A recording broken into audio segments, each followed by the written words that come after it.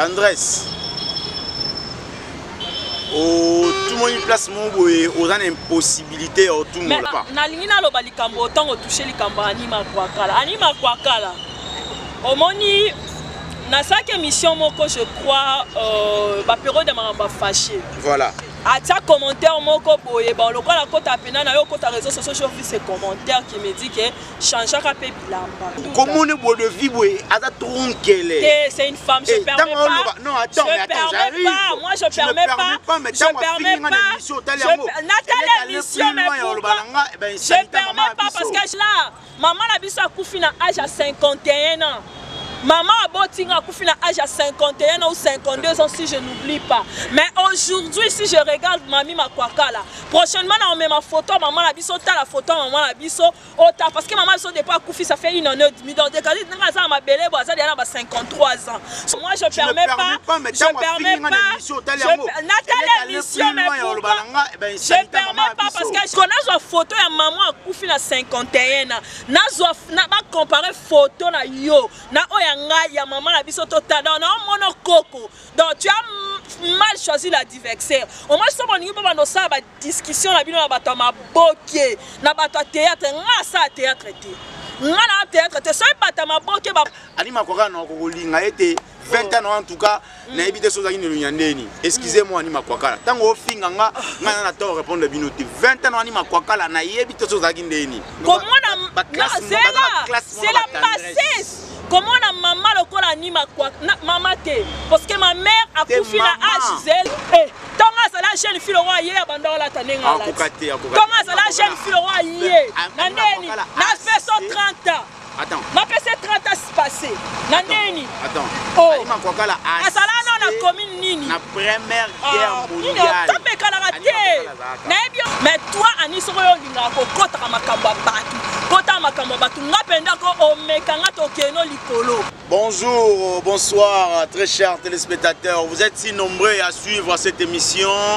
Analysons ensemble. C'est une émission, nous prenons des questions sociopolitiques, nous mettons sur la table pour décortiquer avec certains invités.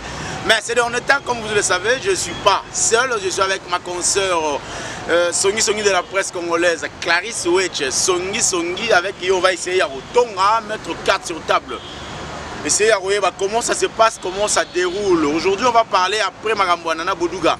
Na mobile naie, plutôt Nana Boduga, pour ne pas dire mobile naie, Nana Boduga. Na Charlie Prince, c'est ça, pas mal de rage. Nana Boduga avait réagi. Charlie Prince a tiré silencieux. Tout à coup, Charlie Prince a répondu. Il faut recadrer. Bande Kwebele. Bon, on ne va pas vraiment parler de recadrer, mais pour revenir, non, on va parler plus sur des journalistes. Journalistes porte-parole, l'invité, journalistes. Bon, parlons des journalistes Moukala, en un mot. Les journalistes sont comme les musiciens, les journalistes sont comme les attachés de presse, les musiciens, les habitants sont employés tellement bien. Les patrons, les patrons, il y a des chaînes, les commis,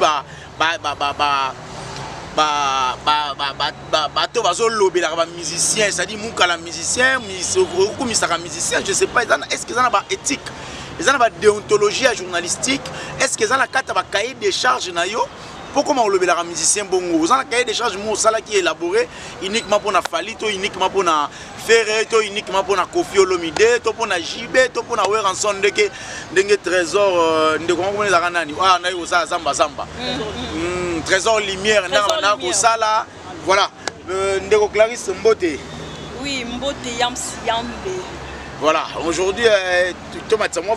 Ah, bonjour, Yambe. Mbote, na Jansi Kimbeni, Asimbi Kamera, Jonathan Ndungini, merci beaucoup. Jonathan, comment est-ce que Ndungini?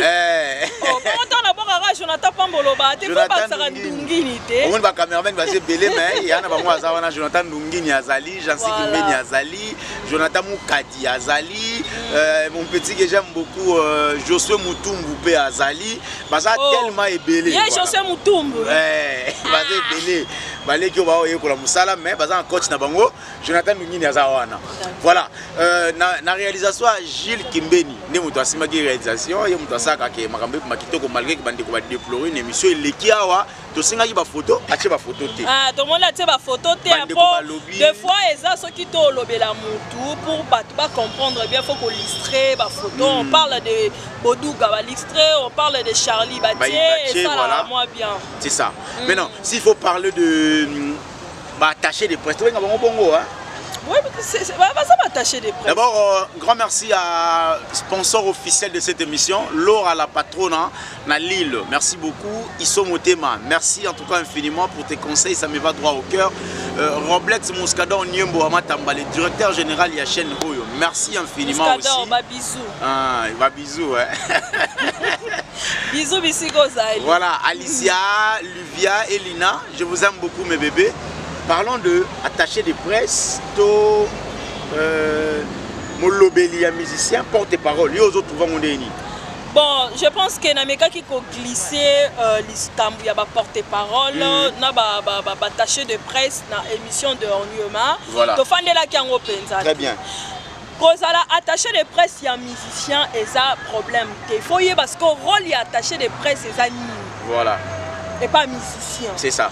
Quand ça la porte-parole, et ça m'a bête. Il faut que le rôle il a porte-parole au sein de l'orchestre, c'est ça. Voilà. Parce qu'aujourd'hui, c'est que nos confrères ou bien nos consoeurs, ça la lelo, jouera sous ce rôle il y a attaché de presse. Comment fanatique? Comment plus fanatique il y a des musiciens. Parlons des trésors lumière.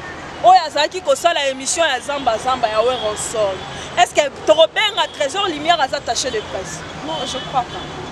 Est-ce que trésor lumière a qui peut journaliste? Non, je parle. Non, tout le bakaka, attention que c'est qui journaliste était. Les c'est ça. La déontologie, il y a journalisme et contact. Attaché de presse et ça mutu oyo, azawana juste accompagner musicien n'a pas certains événements ou bien qu'on peut ça programme un groupe nécessairement parce qu'ils ont rôle il y a porte-parole.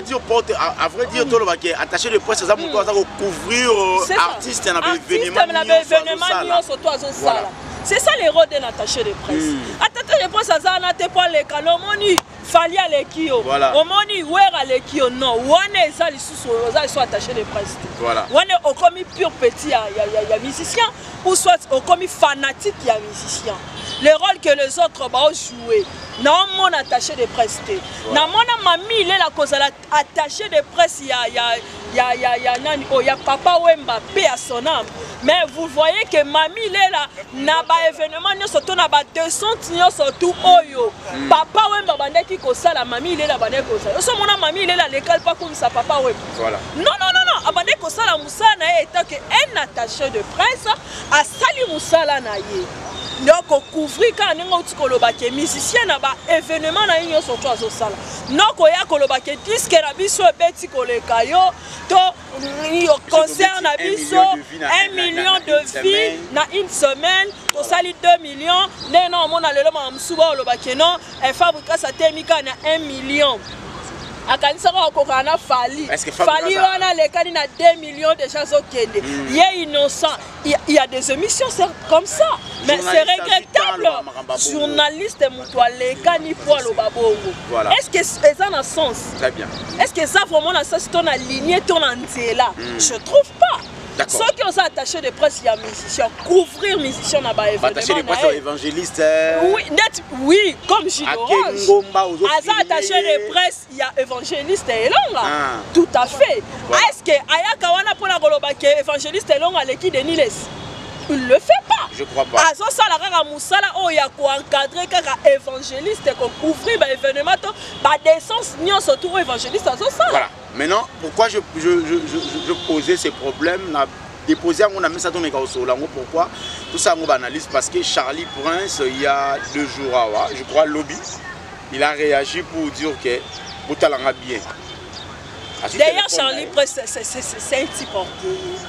Bon, en fait, je l'insulte, mais la manière dont... D'abord, Charlie Prince, est-ce qu'il est journaliste? Charlie Prince, il a fui un musicien. Musicien, matarna podium, aïmba, vocal, un bon musicien d'ailleurs, que je profite à saluer. Charlie Prince. Et tout à coup, on dirait journalisme, on dirait comment moi facile, on dirait que la journalisme est wapi. Nabandi ça la copa journalisme, na cordon, j'ai trop mal na Nzondo TV, j'ai présenté une émission face cachée, il y en a qui se ressemblent à face B. Mais ça produit, il y a A pluriel, il y a Moukouba, Jean, Nani, Paul Moukendi. D'ailleurs, je profite de l'occasion pour saluer tous ceux qui n'ont pas Ninga et Belé, na A pluriel depuis 2002. Je présentais une émission face cachée, moi copie collée à face B. Que le gens n'arrivera pas peut-être à comprendre. Non, on peut s'explication.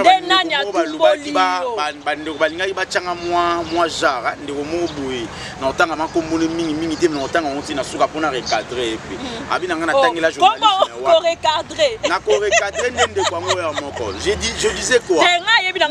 J'ai suivi cette émission et c'était... Je vais répondre par rapport à ça. Charlie pense à est-ce que hier tu as tant le la Fali? Est-ce que hier tu as moi Moussa la Fali? Mais à moi Moussa la Ferry. Botala ende. Sera bon hier aux ala Fali à faire Ferry. Ta wanga na bien Ferry. Tu botala ende ngazana 52 ans. Taninga bien, taninga taina e. Mais il passe tout le temps à parler de Ferregola. Qui ne le sait pas? Voilà. Il passe tout le temps à la télé parler de Ferregola. Malgré peut-être à l'Obela Kango d'une manière un peu tout le monde bien, mais à manquer à bord, pour manquer ça peut trop dire. Sur petit na Fali, mais d'un côté à Ferré, à qui ça moi 12 mois mais Ferré petit na peu n'importe quoi ça là ça petit et ça problème té na qui petit là qui y a eu chance à quel liboso félicitations bravo quand c'est là ensemble tout ça problème moi na thème le problème est que ndenge kaka nana botuga lobaki est-ce que a que recadrer Charlie Prince est-ce que Charlie Prince a respecté d'ontologie journalistique selon Nana Boduka parce que Akrachaka Sifali Poupa en voyant Nana Boduka on va voir que Azolo Belango pour ses propres intérêts parce que Edi Badiata Azan John Aye Asala pas Fali et son opinion Nana Boduka on peut pas que ça la bongo mais kotika mutu asala ce qui est Charlie Prince le Lazolo Bakeno alobara bongo ce qui peut Hollande li peut simbi pe Nana Boduka muke c'est normal à cause à la fanadité mais et ça peut bien dire le canal télévision pour finir à musicien. Voilà le problème ni le musicien yo posa un musicien Charlie Prince il peut falloir à sali pe musique maintenant sikoyo bobandi ko tambola il y a eu un simbité aucun qui journalisme tika la kuna tika muninga a évolué bon je pense que peut-être bato mususu walinga kozwa chance na nzela muninga tara Fali il faut lobela ra Fali po yebika so comment lobela la Fali non mais yango to mutu na belelo est-ce que Nana Boduka yo mona tege zaki moi piège pour na meki olanda pe sur Nana na comprendre on dit zaki moi piège mon boye baluka ba sala yi yambe tout est possible tout est possible Nana azala qui sage excusez-moi je t'aime beaucoup mais na point où il faut que je le dise. Voilà. Azaki s'acheter. Tu sais, Yamsi Yambe. Place au Monique, Likamoro Boé, moi Batumoro Bebayo kana raté, moi Batumoro Boé sa raté, et alors Satan na et ça aura to waka aura fi so mo pa ona wase kwa ne bando yo kana tewa. Vous comprenez? Viens mon pas à moi moi komi battre la mukie, wase ka pasa komi bomba ne moi mukie do ba ko fanda place monter wa so la boss monter. Na Boduka éviter peut-être pe ayaki wana principal ndo sale ba kale wana kaninga no lo ba pe principal ko benga pe ba petit wana ba sali pe pied ba piéger pe nana. Et bon s'occuper de gens qui filmer tout est possible parce qu'il y a des voix qui circulent on sait pas ba voix sont où tu wapi. Tout est possible. Il y aura moi si on a ninga zolo ba keno ba voix c'est ça na kuta bango. Moi je me demande maintenant on a la question alors on s'est posé pendant makambo et les kani. Pourquoi ba fiana ba l'écran na télévision pour na quoi exposer via nana na katibi na Charlie Prince entre guillemets. Quelle relation oyo ba fi wana bazanango na presse. Et puis pourquoi ba fi wana ba li ko nuire Nana Boduka. Il faut qu'on ne se pose des questions. Si tu m'as pour écouter Charlie, réseaux sociaux. C'est qu'il y a quelque chose qu'il faut découvrir en Akati Kuna o esa clarté. Au moment où Péa Nana Bodouga s'est retrouvé dans la ville. C'est ça le problème. Comment on appelle Soussou Nani Virginie passe à qui nous pandit, tu vas pas dans les réseaux sociaux que Virginie Nana Bodouga Bayoka n'a raté. Que basa manité Bayoka n'a raté. Pour ça on l'a dit bah propos Nana Bodouga vis-à-vis à Virginie. Sans eux qui paye à Virginie vis-à-vis de Bakena Musika. Une semaine avant Makambo et Salama, Nana Bodouga sala émission Moko Boye à Meka Kolobé la Virginie la prince. Bon, après une semaine, on s'est retrouvé sur place Moko. Soit tes abeilles vous créez pour notre chabino cas, on ne sait pas. Peut-être qu'il y a un pote, mon petit que là, Edi Badiat a réagi, Edi Badiat a un poteau, a réagi. Il y a encore réagi, la émission Kalana, ça qui a vananae. On stage à la bongo. Ça peut être aussi possible, les actes baïbissé non, que le bâté. Vanda silencieux, ils ont besoin de créer pour un temps. Peut-être pour. Je crois pas que. Tous les réseaux sociaux, les Internet, c'est à la rare. Bon, tout le monde a comme un poste ça comme un attaché de presse à Fali. Mais parce que les King, Aigle, bon, Babi Fali dans l'équipe artiste et musicien, surtout selon les opinions des autres. Selon les opinions des autres. Vous voulez parler de quelle chaîne? Chaîne Mopi va évoluer bien, tout à coup tout le monde a changé d'ontologie dans le non, chaîne Wana est la chaîne à demeure officielle. Un certain temps, à Romain Kolobela Mingi Fali, pour demeure officielle TV, au sein de la banaliste, nous qui t'ont félicitations. À un moment donné, à s'accrocher qui Mingi n'a maramba Fali. Et j'ai vu aussi une émission, oh yo bandeko, oh yé à fréquenter Kabakota, Baken Piana et les autres, le qui n'a Koloba qui est non, demeure par rapport à l'analyse à Saina Maramoana, Bodouga Nani Oyo, à défendre plus Fali, à côté de Nana Bodouga, selon la fille qui a Kokuta. Donc, alors que demeure à Zaki au milieu du village. Moi, je suis désolé. Et ça analyse à demeure, et ça opinion à demeure. Alors, ça analyse selon une compréhension et à comprendre. Bon, tout va dans la demeure, c'est une concert. C'est une concert. Tout ça analyse au moins normal. Les longs de moi compte à rendre comme il trouve la télé.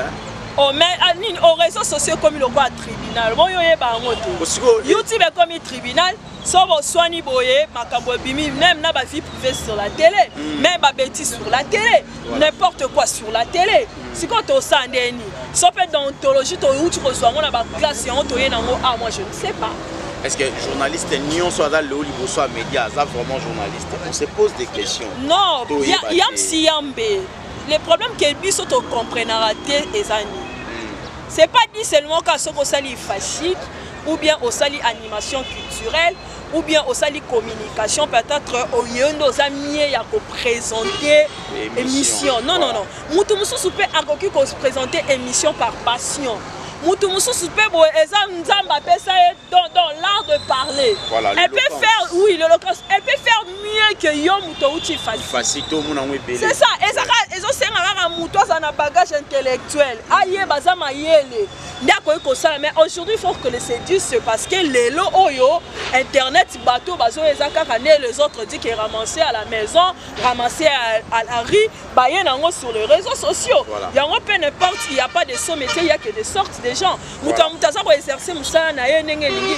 Comment la bamindele, américain, encore se retrouver dans 3-4 métiers. Yemokaza mannequin, yemokaza chanteuse, yemokaza modéliste, yemokaza actrice. Donc c'est-à-dire que aza capable ceux qui moutonne auto intelligence na yo, na boanye zo senga ki o exercer musala na ba don on nzamba tekati na. Tu peux le faire, mais aujourd'hui c'est plus que des blablabla parce qu'on ramasse nos sœurs, nos frères, même si on ramasse nos frères, nos sœurs, mais ramassez-nous quand même nos frères et des sœurs qui ont quand même une bagage intellectuel. Qu'on sent que si la personne parle, on sent que c'est une personne. Mais si vous ramassez n'importe comment, aujourd'hui tu vas me dire qu'il y a une fille qui a fait série moko il y avait des systèmes, il y a sans tabou. Aujourd'hui, toutes les femmes là qui faisaient des sans tabou sont devenues des journalistes, sont devenues des chroniqueurs. Déjà muto qui déjà ça m'a bien libanda muto qui déjà la ça va faire ne libanda dis-moi le ce qui a ambi invité en réformer nos questions et ça va sauver ça que numéro 1 tout na Fally boy numéro 2 tout na Kofi boy numéro 3 tout na Yams boy à se limiter wana aibi ko développer té aibi introduction té développement ça té conclusion santé le quoi c'est quand na 4 questions aibi pe ko tirer pe ba sous question eux ou na 4 invité té elle ne sait pas. Voilà. Mais alors, c'est pour cela que tu as fait un bon ça finira tu vas coller. Merci. Message à Boy. Na bande réunion sur Baotalanga, bolinganga moi mingi ngabe na linga bino tellement trop bo excuser ba propos ezaki tenu à la télé l'autre fois. Na ndeko moko tendresse ameki otanga komo na voilà. Na mega ko recadrer l'émission mais na ceinture ka kenanga mabe. Na ben on sait les émissions belé ko les gars oya ça il en tout cas tendresse tout le monde place mon boy aux impossibilités tout le monde là. Mais si yo ozo louer la ni na tendresse parce que babilo robosel bi opinion se retrouver quand même pièce quand même. Par contre ça rendre alors. Non. Tendresse ndeko mo ça ka théâtre les car na TV ndeko mo ça ka théâtre a viola so concert mo journaliste. Fâché kalom. Et ça dit que makamba ngo esila nango. Tendresse se permet ko le na télévision pour dire que ngai na chic ndeko mo confrère mo chic to benga ye pour to sela ndeko wana likita. Voilà. Alors par conséquent, à l'objet on a TV na bêtise moi car mais na mona ndenge ko mo kende akomo keno mabe.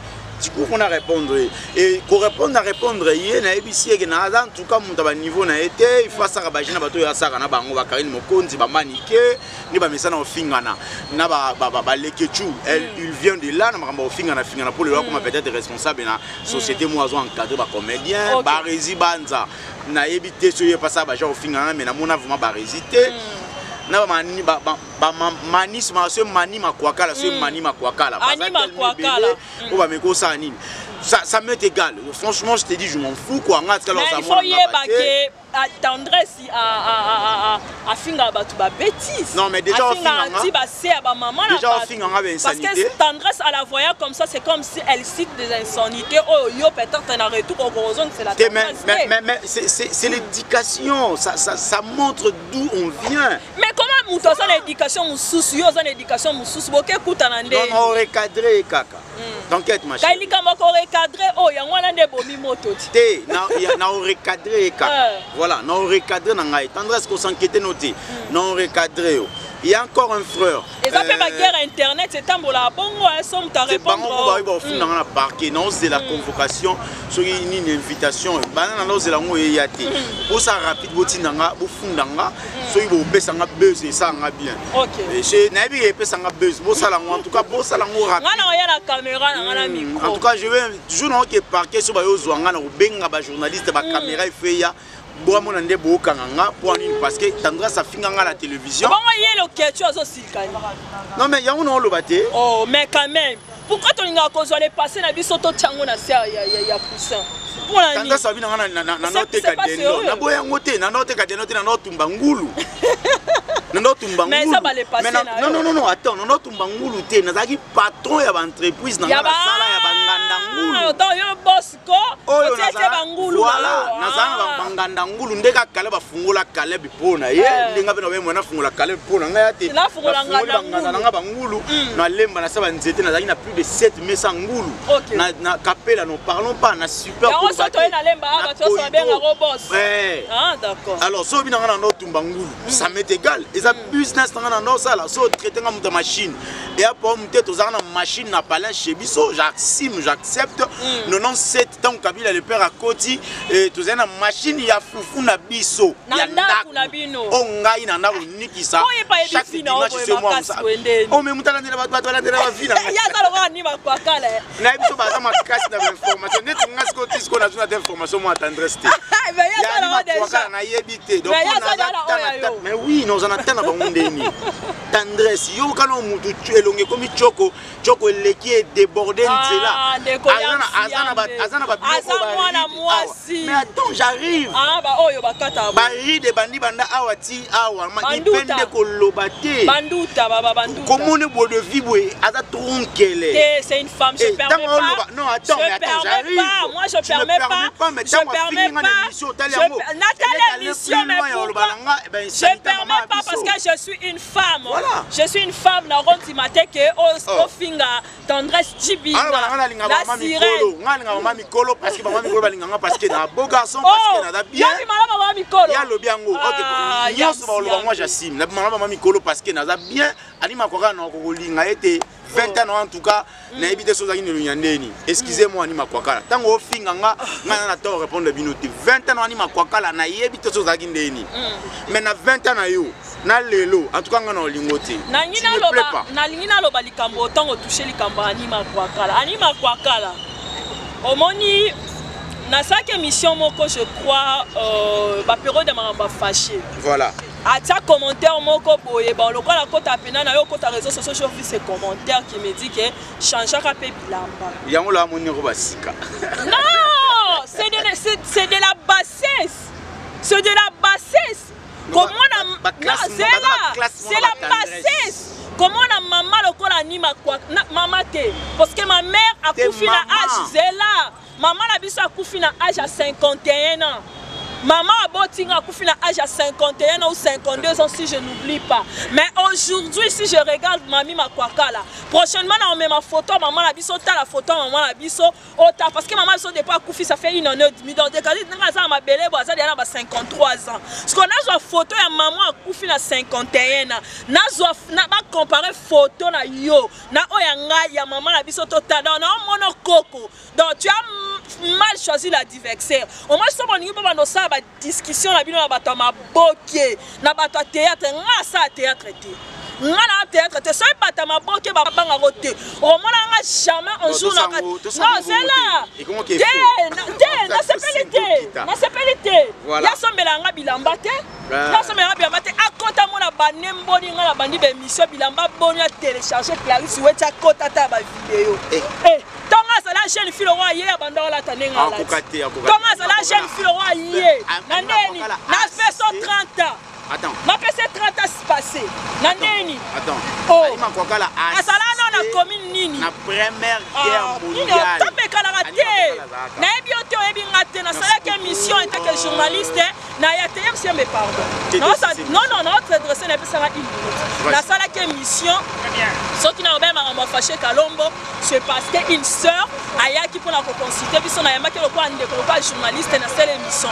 Je m'en fous des viols, des fâchés ou des éphélides na intérêt na kati kunate. Mais toi ani soko yo linga ko kota makambo batu. Kota makambo batu ngapenda ko omekanga to keno likolo. Pour nga singa te nga na osom soka na nzea avec beaucoup de respect, beaucoup de bon. Mais ko lo balanga na ndeni. Yo na banano donc non ngai non donc yo sana sono ashi na ngai ko.